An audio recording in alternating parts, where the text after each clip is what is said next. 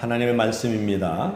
오늘 하나님 주시는 말씀은 요한복음 5장 1절에서 18절 말씀입니다. 다 같이 일어나셔서 하나님의 말씀을 받들겠습니다. 하나님의 말씀이 선포되어집니다. 여러분 경청하시기를 바랍니다.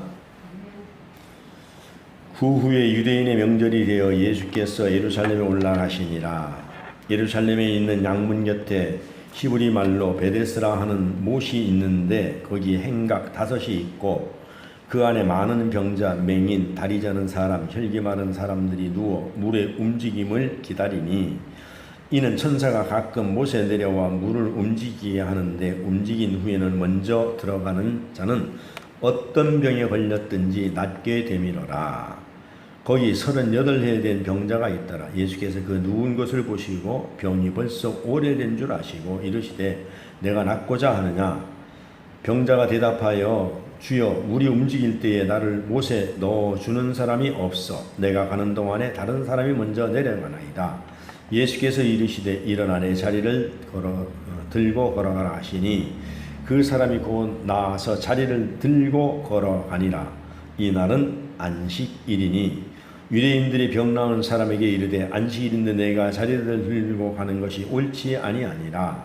대답하되 나를 낫게 한 그가 자리를 들고 걸어가라 하더이다 하니 그들이 묻되 너희에게 자리를 들고 걸어가라 한 사람이 누구냐 하되 고침을 받은 사람은 그가 누구인지 알지 못하니 이는 거기 사람이 많음으로 예수께서 이미 피하셨습니다.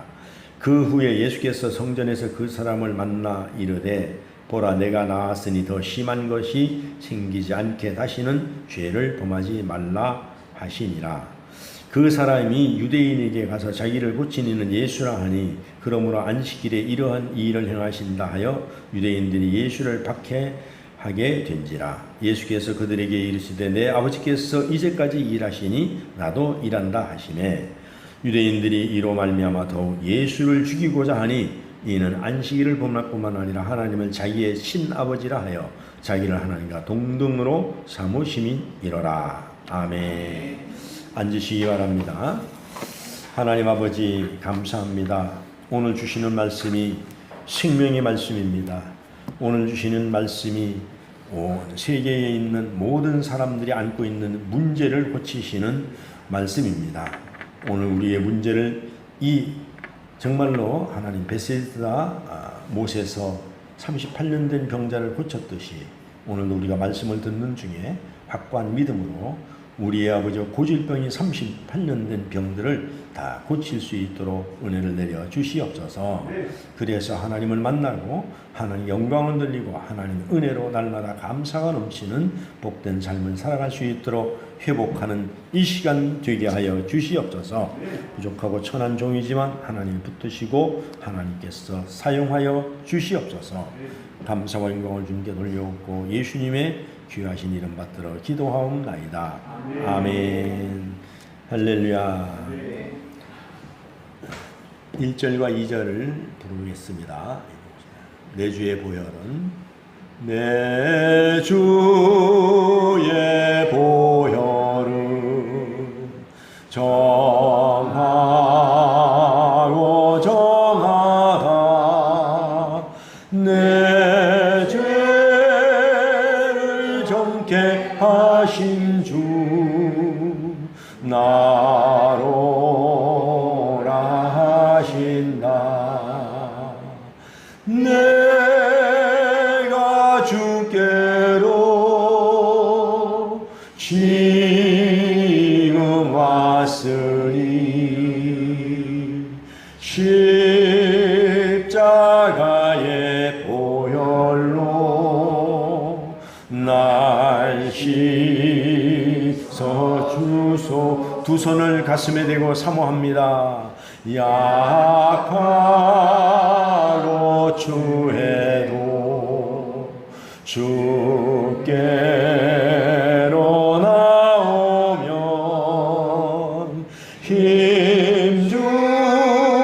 힘주시고 내 주함은 곧 씻어주시네. 내가 주께 주께로 지금 왔으니 십자가의 보혈로 날 씻어 주소. 내가 주께로 한 번 더. 내가 주께로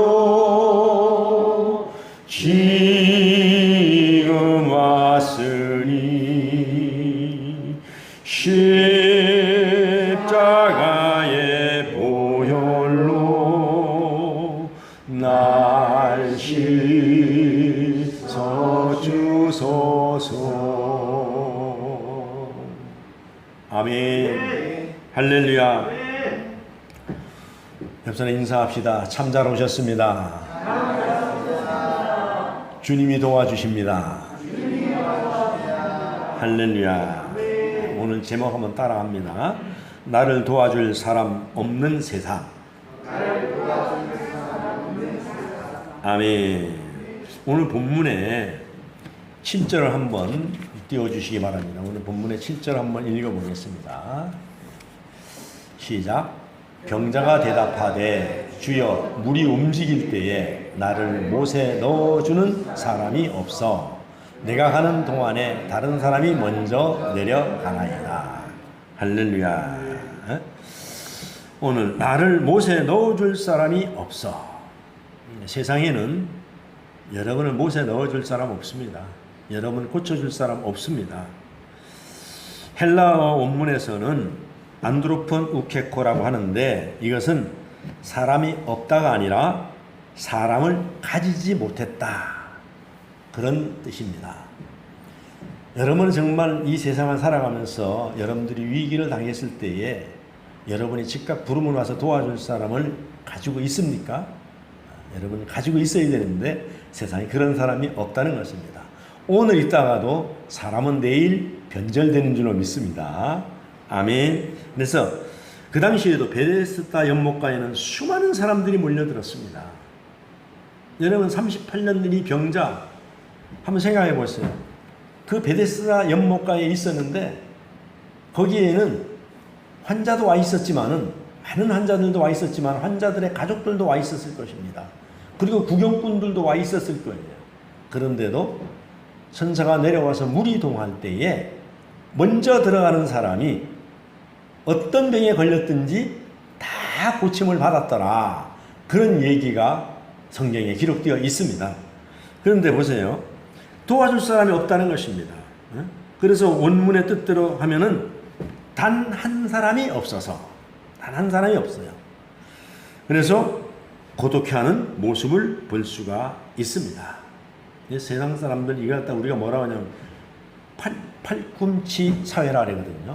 그러니까 우리가 팔꿈치로 사람을 도와주는 것 같으면 이렇게 딱 밀어내고 치고서 자기가 앞으로 나간다는 이야기입니다.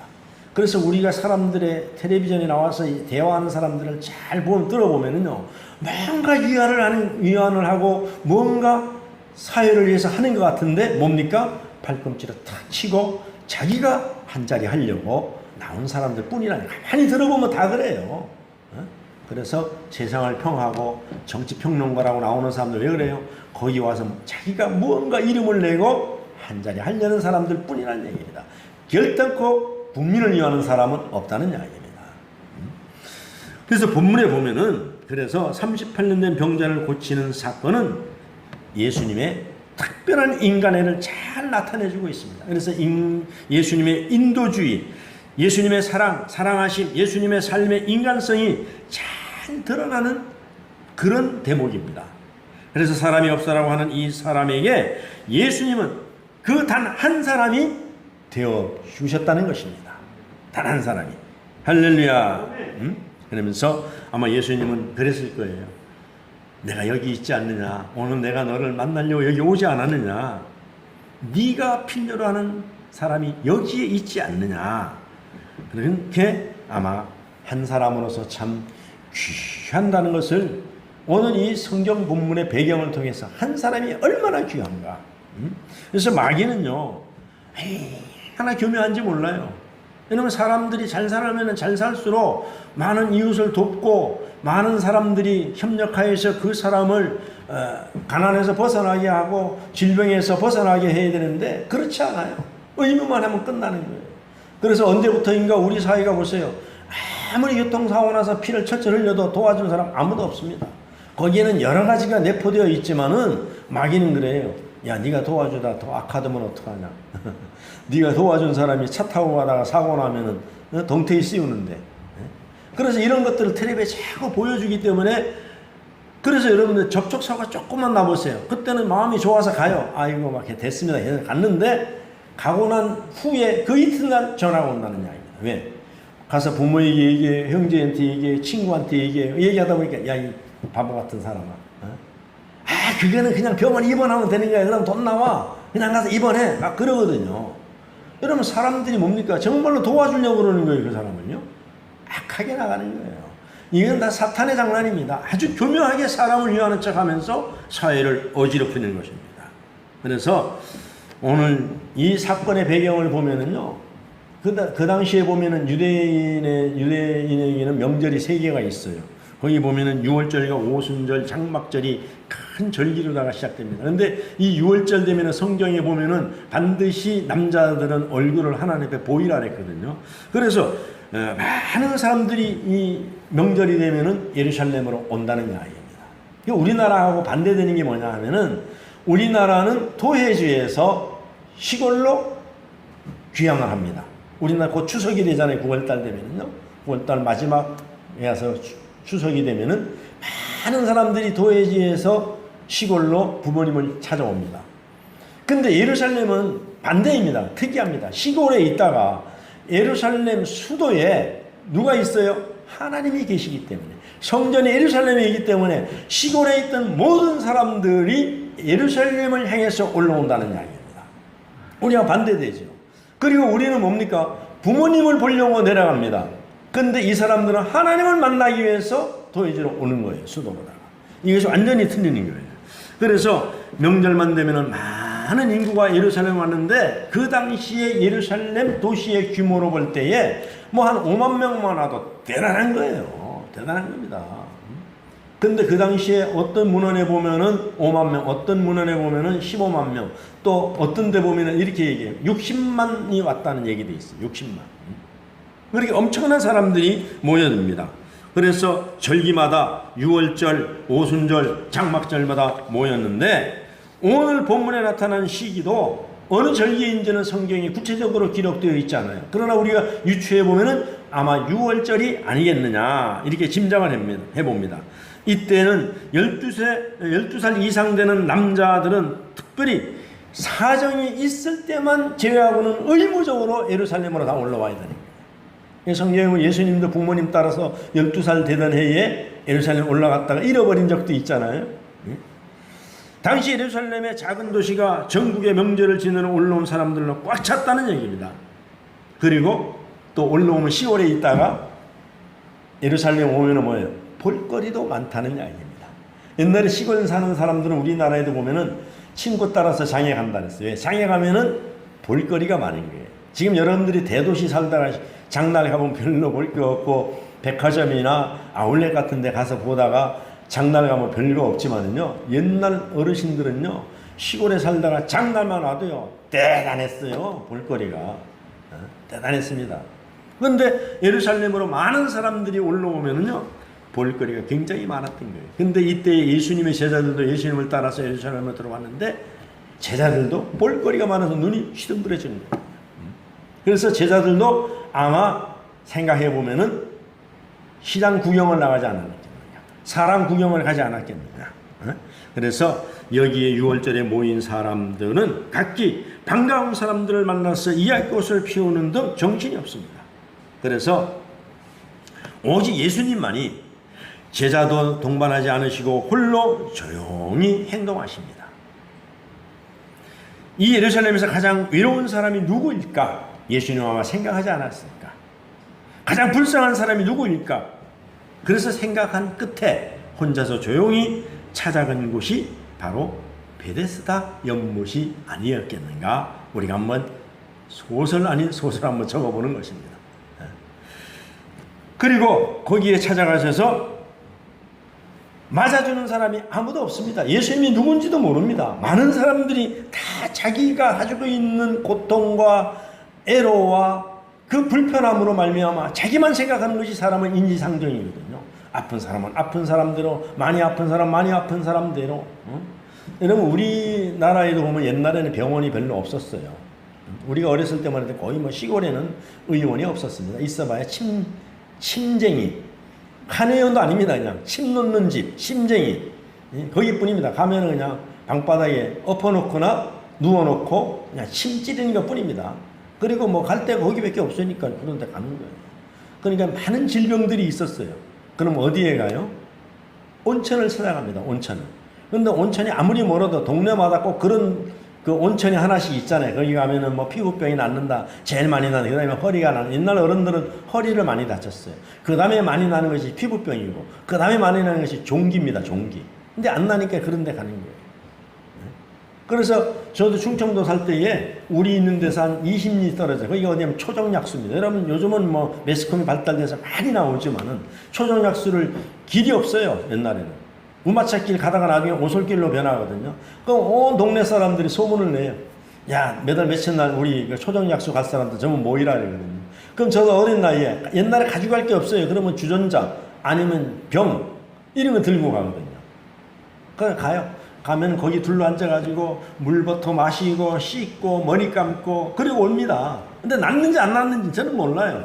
근데 사람들이 멀리까지 갔다가 물을 또 떠가지고 가야 되잖아요. 그럼 주전자에 떠가지고 오다 보면 고기에 올라오다 보면 또 몇 모금 마시고 또 고기 꼭대기 올라와서도 그늘에 앉아 쉬면서 몇 모금 마시고 그럼 집에 가까워질수록 점점 톡톡 쏘는 거는 다 사라져버리고 그냥 아리한 물만 남아버리는 거예요. 그리고 갖다 놓으면 한 이틀 지나면 물이 새카매져 버립니다. 왜냐면 철분이 많아가지고 물이 새카매져 버리는 거예요. 요즘은 그 기술이 좋아가지고 천연 사이다도 나오더라고요. 근데 거기를 왜 찾아갑니까? 사람들이 병원이 없으니까는 신락 같은 희망을 가지고 찾아가는 거예요. 그런데 여기 보세요.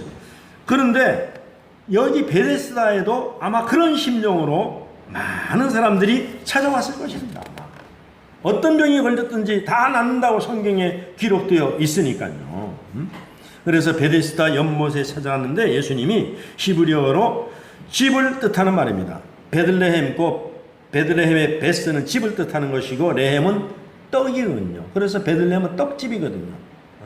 그와 마찬가지로 베스가 집이고 에스다가 잡이라는 말입니다. 그걸 줄여가지고 베데스다, 자비의 집이라는 것입니다. 그래서 예수님이 찾아온 곳은 바로 자비의 집이라는 이름을 가지고 있는 장소였습니다.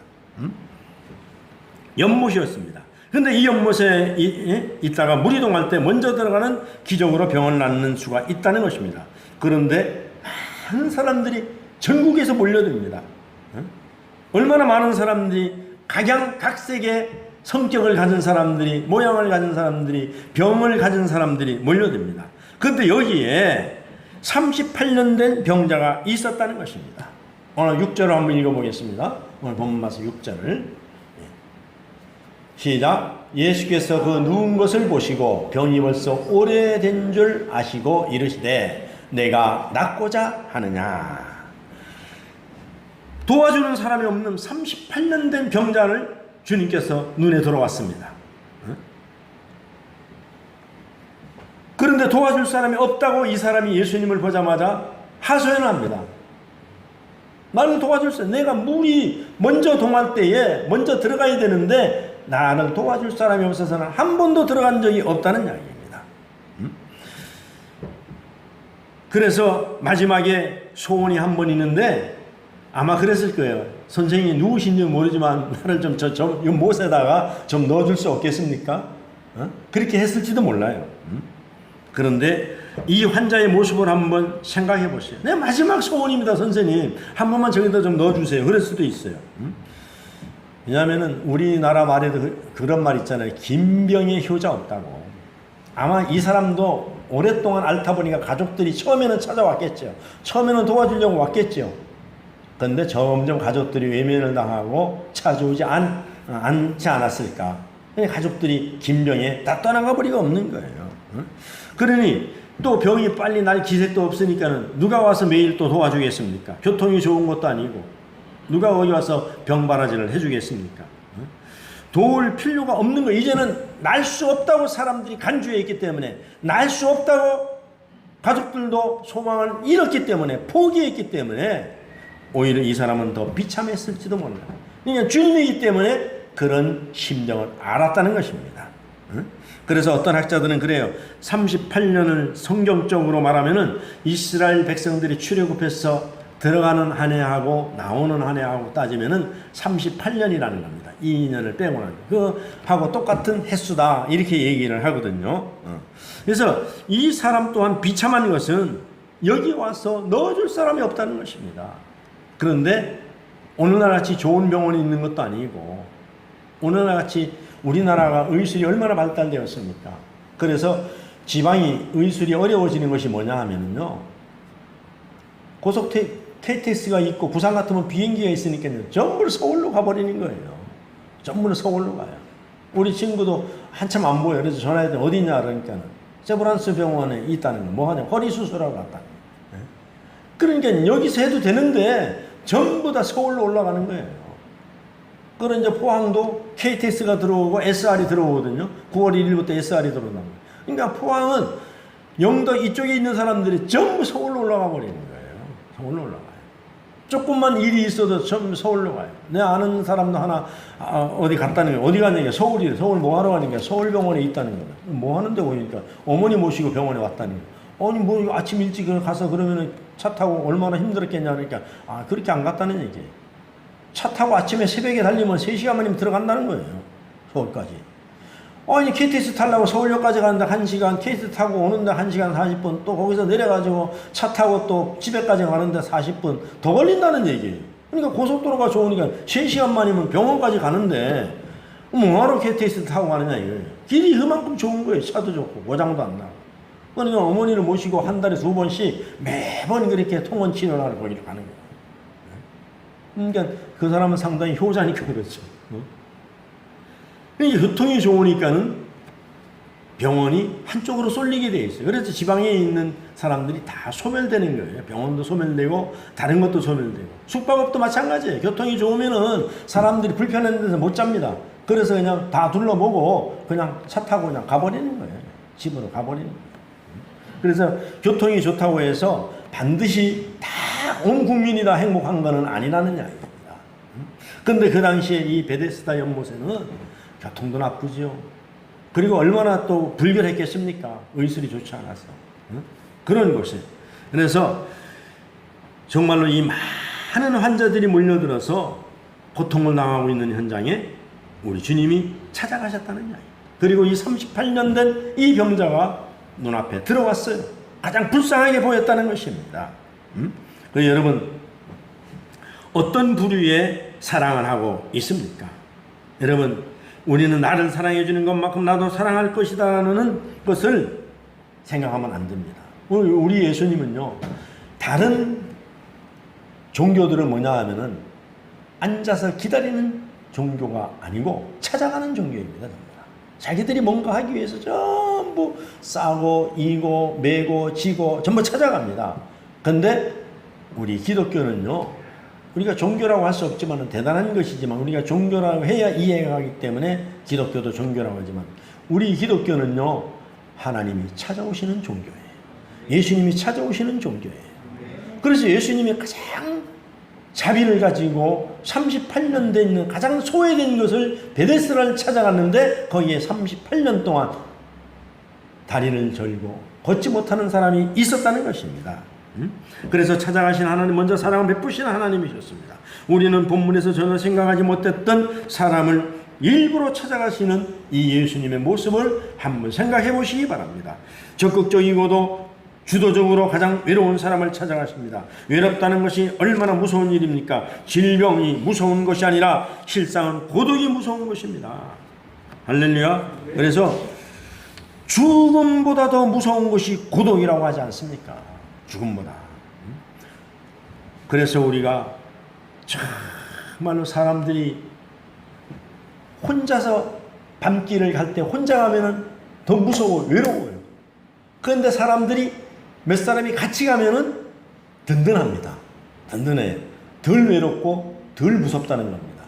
밤길을 갈 때 어린아이 손잡고 가는 거하고 혼자 가는 거하고 천지 차이입니다. 어린아이라도 그 손을 잡고 가면 훨씬 덜 무서운 거예요.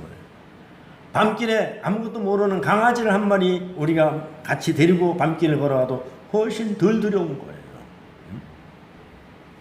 그런데 예수님이 베데스다 연못에 찾아왔다는 것은요, 오늘 38년 된 이 사람에게는 엄청난 힘이 되는 거고 엄청난 정말로 희망을 주는 거예요. 한 사람이 기다리고 있었는데 마음씨 좋은 예수님이 나타났다는 것입니다. 그러면서 병이 낫든 안 낫든 나를 맨 먼저 물속에 넣어주기를 원했는데, 그래서 부탁을 했는데 예수님은 그것은 아랑곳하지 아니하시고 뭐라고 말씀하셨어요? 내가 낫고자 원하느냐. 아니 지금 나를 갖다 못에다 좀 먼저 좀 넣어주기를 소원했는데 주님은 그것이 소용없는 걸 알았어요. 그래서 내가 낫고자 원하느냐.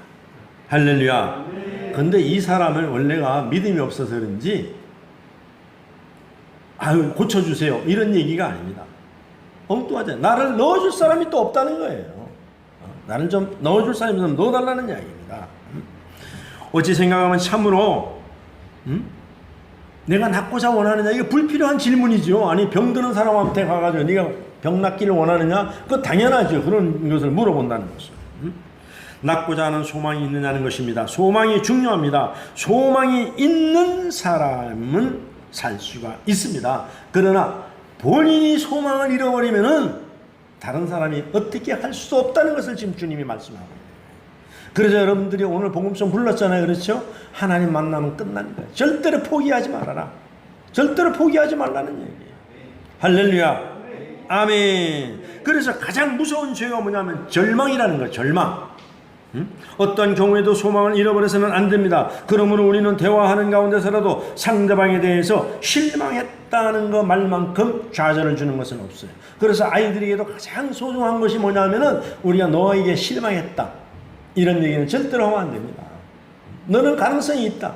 지금은 네가 조금 어려서 못했을지라도 너는 가능성이 풍부한 아이야. 나는 가능성이 있어. 희망을 심어줘야 될 줄로 믿습니다. 여러분 공부를 못하고 잘하고 문제가 아닙니다. 건강하지 못하건 문제가 아닙니다. 그래서 절대로 써서 안 되는 죄악되는 말은 내가 너에게 실망했다는 이야기입니다. 절망은 불신앙에서 나옵니다. 이스라엘 백성이 애굽에서 나와 범죄한 가운데 가장 큰 범죄가 뭡니까? 절망죄였습니다. 이것이 원망으로 나타났습니다. 모름지기 우리는 세상에 대해서, 타인에 대해서, 특별히 나 자신에 대해서 실망해서는 안 됩니다. 그래서 오늘 본문에 예수님께서는 소망에 대하여 심각한 질문을 하십니다. 이 사람은 대답은 엉뚱한 대로 나갑니다. 무리동할 때 나를 넣어줄 사람이 없습니다. 절망이요 빈약하고 변질된 병리적 소망입니다. 그런데 예수님께서 어떻게 하십니까? 예수님이 이 사람의 정말로 이는 잘못된 것을 꾸짖지 아니하시고, 야 내가 너를 고쳐주려고 내가 일부러 이 6월절에 내가 쉬지도 않고 이 명절에 내가 쉬지도 않고 맛있는 것도 먹지도 않고 너를 찾아왔는데 너는 지금 엉뚱한 대답을 하냐, 이렇게 책망하지도 않았습니다. 그러면서 몸이 병들더니 정신까지 병들었구나, 이젠 틀렸다, 이렇게 너는 고칠 희망이 없다, 이렇게 절망적인 말씀을 하지 않으셨습니다. 그러면서 내 신앙이 잘못되었다고도 책망하지 않았습니다. 전혀 다른 차원의 말씀을 하십니다. 일어나 내 자리를 들고 걸어가라. 할렐루야. 일어나 내 자리를 들고 걸어가라. 참 생각하면 황당하기 그지없는 말입니다. 38년이나 누워서 지낸 사람에게 예수님이 이 말씀을 들은 이 사람 아마도 저 같으면 이렇게 얘기했을지도 몰라요. 선생님이요, 누구신지 모르지만 내가 누워있어서 여기 누워있었습니까? 내가 걷고 싶은데도 걷지 못해서 여기 있는 것이지. 무슨 말씀을 그렇게 합니까? 자리를 들고 나를 조롱합니까? 나를 정말로 뭘로 아는 거예요? 내가 뭐 걸어갈 줄 알았으면 벌써 들고 왔죠. 내가 혼자 걸어가기도 힘들은데 무슨 자리를 들고 또 걸어가라 합니까? 그냥 걸어가도 내가 걸어갈까 말까 한데. 낯선 사람이 나타나서 무려 38년이나 누워있는 사람을 보고 거두절미하고 당신의 소원은 아랑곳하지 않고 말입니다. 아랑곳하지 않고 여기에 어려운 문제가 있습니다.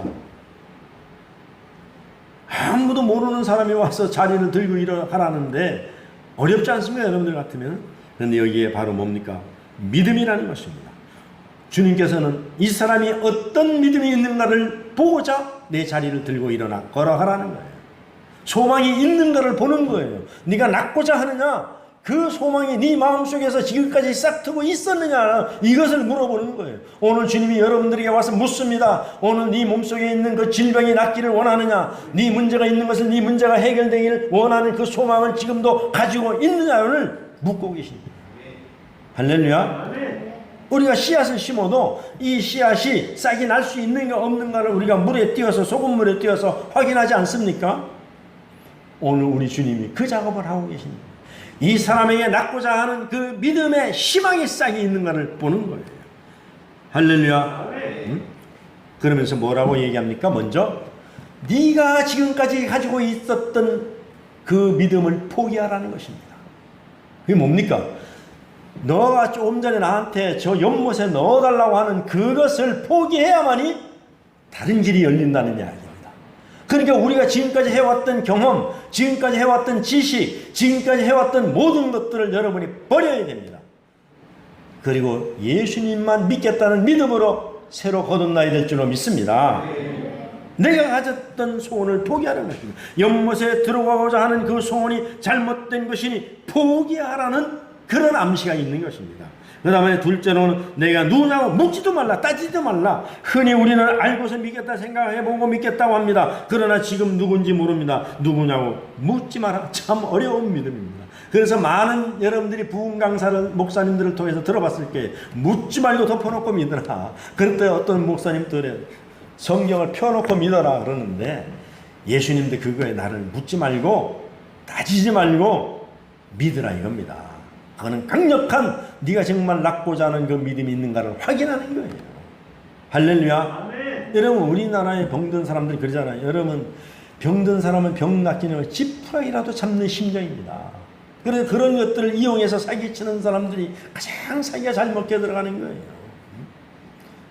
그리고 옛날에는 뭐 약이 많았겠습니까? 약이 많았겠어요. 옹기를 갈아서 줘도 먹어요. 돌가루를 갈아서 줘도 약이라면 먹었어요. 제가 지난번에도 한번 말씀드린 적이 있으면 제가 옷이 엄청나게 올랐었어요. 옷이. 사람이면 눈이 하나도 안 보이고 이렇게 다 부었었어요. 온몸이 다 부었어요. 왜냐하면 온나무 씨름을 했으니까. 자고 나니까. 그러니까 우리 동생들도 다 옷이 올랐어요. 자고 나니까. 날 길이 없어요. 시골에서요. 죽을 때만 기다리는 거예요. 그래서 내가 우리 마루에 이렇게 누워있는 어떤 지나가는 보따리 장소가 와가지고 약이라고 주는데 그게 무슨 약이에요? 내가 지금 보니까는 그게 약봉지 하얀 봉지에 싸긴 쌌지만은 딱 내가 먹어보니까 옹기가루라. 옹기가루 이게 빨간 그 색깔. 응? 그런데 신기한 것은 그거 먹고 낫다는 얘기 아닙니까? 그걸 먹고 한 열흘 만인가 하여튼 낫어요. 뭔지도 몰라요. 근데 그걸 갈았어. 하여튼 갈았는데 물에다 주니까 그냥 먹을 수밖에 없잖아요. 죽게 생겼는데. 그러니까는 주님께서는 묻지도 말고 네가 낫겠다는 그 희망과 소망을 시험해 보는 거예요. 세 번째로는 지금까지 경험에는 없었던 일입니다. 내 경험에도 다른 사람의 경험에도 없었던 일입니다. 새로운 창조적인 것입니다. 누구든지 와서 지금 연못에 누구든지 천사가 와서 무리동할 때 먼저 내려가는 것만 생각하고 있었는데 전혀 그 생각을 하고 주님은 내가 낫고자 원하느냐. 느닷없이 훅 들어와 버리는 거예요. 내가 낫고자 원하느냐. 응? 경험이 없었던 것이 정말로 믿기 어렵습니다. 여태까지 이 사람을 앉아가지고 제발 저기 좀 먼저 들어갔으면 좋겠다. 누가 나를 넣어주면 좋겠다. 여러분들 뭡니까? 오늘 어디 좋은 의사가 있대. 오늘 좋은 병원이 있대. 좋은 한의원이 있대. 어디 가면 용한 사람이 있대.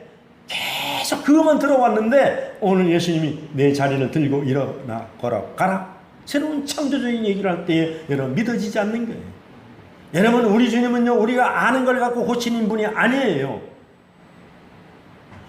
우리가 이해되는 것 가지고 우리 문제를 해결하시는 분이 아닙니다. 각자 개인에게 맞는 창조적인 것으로 여러분의 질병을 고치시고 여러분의 문제를 해결하시는 분인 것을 믿으시면 아멘 하시기 바랍니다. 그래서 예수님은 전혀 다른 차원에서 명령하십니다. 일어나 걸어가라. 지금까지 저가 구했던 소원과는 전혀 다른 것입니다. 그러니 이 사람의 말씀에 순종했습니다. 그럼에도 불구하고 할렐루야. 일어났습니다. 벌떡 일어났습니다. 38년 동안이나 불가능했던 일이 지금 막 이루어지고 있는 순간입니다. 여러분들이 한번 상상력을 동원해서 베데스다 연못가의 그 상황을 한번 연출해 보시기 바랍니다. 모든 추잡하고 비참했던 과거를 다 잊어버리고 오직 하나님을 생각합니다. 일어나라 하니 아무 잡념 없이 일어났습니다. 그야말로 직선적인 신앙입니다. 자신의 처지나 과거 따위는 생각하지 않았습니다. 일반적인 경험이나 철학도 하등 상관하지 않았다는 것입니다. 기적이 일어났습니다. 깨끗한 마음의 기적이 일어났습니다. 일어나라 하니 예 하고 일어났을 뿐입니다. 그런데 기적이 일어났습니다. 말씀에 대한 가장 진실한 응답입니다. 이제 이 사람은 일어났습니다. 참으로 능력이요 기적입니다. 여러분, 기적은 우리가 전혀 생각지 않는 곳에서 일어나는 줄로 믿습니다. 할렐루야. 근데 기적이 일어났다고 해결되는 건 아니에요. 근데 기적이 일어났기 때문에 문제가 일어났습니다. 무슨 문제입니까? 오늘 8절을 한번 읽어보겠습니다. 시작. 예수께서 이르시되 일어나 내 자리를 들고 걸어가라 하시니. 자, 예수께서 자리를 들고 일어나 걸어가라 하셨습니다. 근데 10절을 한번 읽어보겠습니다. 10절 시작. 유대인들이 이 병 나은 사람에게 이르되 안식일인데 내가 자리를 들고 가는 것이 옳지 아니하니라. 아니 여러분, 이 사람이 38년 동안 병을 앓다가 났으면 박수 쳐주고 정말 축하해줘야 될 일이 아닙니까? 내가 아까도 얘기했죠. 팔꿈치 사회라고요. 위에 주는 척 하면서 내 자리를 들고 가라 한 사람이 누구냐 하면서 꽈배기를 꼬는 거예요. 오늘은 주일 아니냐, 오늘 안식일 아니냐, 안식일에 일을 하지 말아야 되는데 일을 한 사람이 누구냐, 너 일한 거 아니냐, 자리를 들고 간 것이 일이라는 겁니다. 지금 일이라는 것입니다. 그래서 트집을 잡는 거예요. 그래서 보세요. 자리를 들고 가라 하셨는데 그 사람이 누구냐는 것입니다. 그래서 일어났으면 그대로 가라 할 일이지 그까지 자리는 뭐하러 가지고 가라 하십니까? 그러나 저를 일으킨 분이 가지고 가라 하니 당연히 가지고 왔습니다. 내가 뭐 그 자리가 아까워서 내가 들고 온 것이 아닙니다. 그거 내가 버려도 됩니다. 그런데 나를 이렇게 세우신 분이 그것을 들고 가라 해서 나는 그대로 순종한 것 뿐입니다. 할렐루야. 이런 중요한 부분입니다. 여러분들도 그래요. 베데스다 연못가에 맹인을 만났을 때 침을 뱉어서 흙을 개서 눈에 바르고 가서 씻으라 했어요. 실로암 연못에. 그러면 여러분, 우리 같으면 그럴 거야. 저 사람이 정말 능력이 있는가? 무슨 저렇게 침을 뱉어갖고 나한테 눈을 그냥 낫게 해주면 되지. 응? 이런 성경은 전부 다 그래요. 남한장보다 엘리사에 그래서 가서 뭐 주문을 하고 안수해서 고칠 줄 알았는데 엉뚱한 우리 주님은요, 우리가 전혀 생각지 못한 엉뚱한 일을 하십니다. 아니 그냥 내가 고쳐줄 테니까 걸어가라 하면 될 텐데 내 자리를 들고 걸어가라. 그 자리가 무슨 뭐 금으로 만든 겁니까? 그 자리가 무슨 뭐 엄청난 직업을 갖다 주는 겁니까? 근데 그걸 꼭 들고 가라는 거예요. 그래서 순종이 중요한 거예요. 여러분, 예수님 우리에게 전혀 이해가 안 되는 걸 시켜도 순종하는 것이 굉장히 중요한 줄로 믿습니다. 아멘. 할렐루야. 그래서 이 사람이 안식일에 네 자리를 들고 가는 것이 옳으냐고 했을 때에 나는 모르겠고, 아마 내가 같으면 그랬어요. 너도 한번 38년 동안 안진뱅이 있어봐라. 자리 안에는 뭘 들고 가라, 나 들고 갈 것이다. 내가 그것이 중요해서 들고 온 것이 아니고 그 나를 일어나 걸어가라고 한 분이 들고 가라 했기 때문에 나는 순종했을 뿐이다. 할렐루야. 여러분, 우리가 병원에 가서 처방으로 약국에 약을 지면은 약사가 복약 지도를 해줍니다. 이 약은 어떻게 먹어야 된다고. 그런데 일주일을 먹어야 됩니다. 아침에 식전, 식후 꼭 시간을 지켜야 됩니다. 그리고 따뜻한 물로 먹어야 됩니다. 그리고 밥 먹기 전에 몇 시간까지는 닭고기 같은 거 비린 거 먹으면 안 됩니다. 이렇게 알려주거든요. 그런데 그걸 꼭 지켜야 됩니다, 이게. 근데 귀찮다고 안 지켜버려요. 아니, 따뜻한 물 어디 가서 데우란 말이에요. 그냥 찬물 수도꼭지 틀어가지고 그냥 먹어버리는 거예요. 약사가 복약 지도를 왜 합니까? 여러분 비싼 돈 주고 지금 그 지도를 받는 거예요. 여러분이 약 사잖아요. 거기에 그 약사가 여러분들에게 약을 어떻게 복약하라고 알려주는 것까지 다 보험 처리가 되는 거예요. 한 번 가르쳐 주는데 4, 5천 원입니다. 이거 잠깐 해주는데. 근데 어떤 사람은 예를 들어서 그 적혔잖아요. 그대로 하세요. 이거는 잘못된 거예요. 그럼 여러분들이 걸리면 내가 돈 줬어요. 이거 자세하게 알려주세요. 해야 됩니다. 근데 사람들이 귀찮다고 자기가 돈 주고도 바보같이 그냥 오는 거야. 거기에 여러분 돈 다 줬어요. 7, 8천 원 들어면 한 번 복약 지도하는데 여러분 세금으로 다 나가는 거예요. 그와 마찬가지로 오늘 예수님이 내 자리를 들고 일어나 걸어라 했을 때에 약사가 복약 지도를 해준 거 똑같이 오늘 이 38년 된 병자가 얘기하는 거예요. 내가 자리를 들고 한 것은 나를 걸어가라 한 분이 자리를 들고 걸어가라 했기 때문에 나는 자리를 들고 걸어왔다는 것입니다. 할렐루야. 자리를 들고 가는 이것이 안식일에 범하는 죄가 되었는지 나는 무슨 날인지도 모릅니다. 나는 그저 내 병이 난 날만 나는 기억됩니다. 이 얘기예요. 은혜 앞에서 우리는 걸릴 것이 없습니다. 은혜는 율법도 초월합니다. 할렐루야. 바리새인이든 제사장이든 서기관이든 상관할 것 없습니다. 나를 일으키신 그가 가지고 가라니까 그대로 따랐을 뿐입니다. 그가 누구인지 나는 알 바도 아닙니다. 알지도 못합니다. 그런데 신기한 것은 오늘 14절에 보면은 이 사람이 이렇게 얘기하고 나는데 예수님을 만났습니다. 어디는 성전에서 만났습니다. 이 사람이 그래도 믿음이 들어갔어요. 성전에 가서 있었어요. 14절 한번 읽어보겠습니다. 시작. 그 후에 예수께서 성전에서 그 사람을 만나 이르되 보라 내가 나았으니 더 심한 것이 생기지 않게 다시는 죄를 범하지 말라 하시니. 할렐루야. 이때 이 사람이 나를 고쳐준 분이 누구인 줄 알았어요. 예수님인 줄 알았어요. 그리고 예수님이 이 사람이 무엇을 당부합니까? 죄를 짓지 말라는 것은 도덕적인 죄가 아닙니다. 네가 하나님을 섬기고 하나님을 믿고 예수를 믿는 것을 네가 포기하지 말라는 이야기입니다. 하나님이 얘기하는 죄는 뭐냐면 하나님을 안 믿는 죄가 죄인 거예요. 그리고 성경에 보면은 나를 보내신 이 내가 보낸 내 아들을 안 믿는 것이 죄라 그랬어요. 그러니까 세상 사람들은 이미 교회 안 나오면 이미 다 심판을 받은 거예요. 하나님이 그런 죄를 지금 짓지 말라는 얘기예요. 네가 끝까지 예수 잘 믿어서 천국에서 만나자 이런 얘기예요. 예수님께서. 할렐루야. 아멘. 오늘도 여러분들에게 예수님이 찾아서 묻습니다. 그래, 내 자리를 들고 일어가라. 그리고 다시는 죄짓지 말아라. 포기하지 말라니. 믿음을 포기하지 말아라. 기도를 포기하지 말아라. 말씀 있는 걸 포기하지 말아라. 찬양 부르는 것을 포기하지 말아라. 할렐루야. 그리고 천국에서 만나자는 이런 죄를 결단코 짓지 말라는 이야기입니다. 할렐루야. 마침내 그가 예수님을 안 것은 그때까지는 모르고 있었다는 이야기입니다. 우리는 너무나도 알고자 하는 것이 많습니다. 알겠다 하는 말은 믿음도 없습니다. 이 사람은 아는 바가 없었습니다. 은혜를 받은 자로서 은혜를 준 자의 말씀을 절대로 순종했을 뿐입니다. 가만히 보면 은혜 받았다고 하면서 순종은 없습니다. 말씀에 직선적으로 순종하지 못합니다. 은혜를 받았으면 순종해야 되는데 우리 주님은 말씀에 은혜를 받았으면 즉각적으로 순종하기를 원하십니다. 여러분 지금까지 교회 오면서 은혜 받은 데가 많이 있지 않았습니까? 예를 들어서 여러분이 삼강교회 성도로서 삼강교회에서 은혜를 받았습니까? 그렇다면 우리가 삼강교회에서 하나님을 봉사해야 될 줄로 믿습니다. 삼강교회 강단을 통해 은혜 받았습니까? 그렇다면 여러분들이 삼강교회를 사랑해야 됩니다. 은혜는 받았는데 행동은 엉뚱한 대로 가려 하니 문제인 것입니다. 오늘 본문의 이 사람 은혜자에게 깨끗이 순종하고 있습니다. 그를 높이고 있습니다. 저에게 어떠한 핍박과 비난이 따르든지 상관하지 않습니다. 일어나 내 자리를 들고 가라.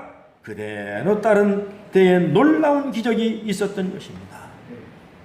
오늘 우리가 은혜 받은 마음으로서 어떤 말씀을 하든지 여러분이 순종하여 이 땅에서 하나님의 사랑과 하나님의 은혜를 누리고 천국에서 다시 만나는 놀라운 기적을 다시 체험하시기를 주의 이름으로 부탁드리고 축복합니다. 기도하겠습니다. 참으로 좋으신 아버지 하나님 감사합니다.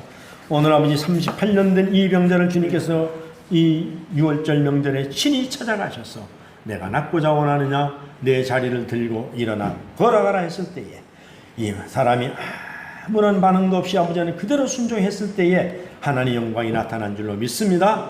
하나님 우리에게 일어나라 일어나라 하시는데 우리는 일어나지 못하고 있습니다. 하나님 우리에게 즉각적으로 순종하여 하나님의 영광을 나타내는 주의 도구로 사용하여 주시옵소서. 하나님의 영광의 도구로 사용하여 주시옵소서. 감사하옵고 예수님의 귀하신 이름으로 기도하옵나이다. 아멘.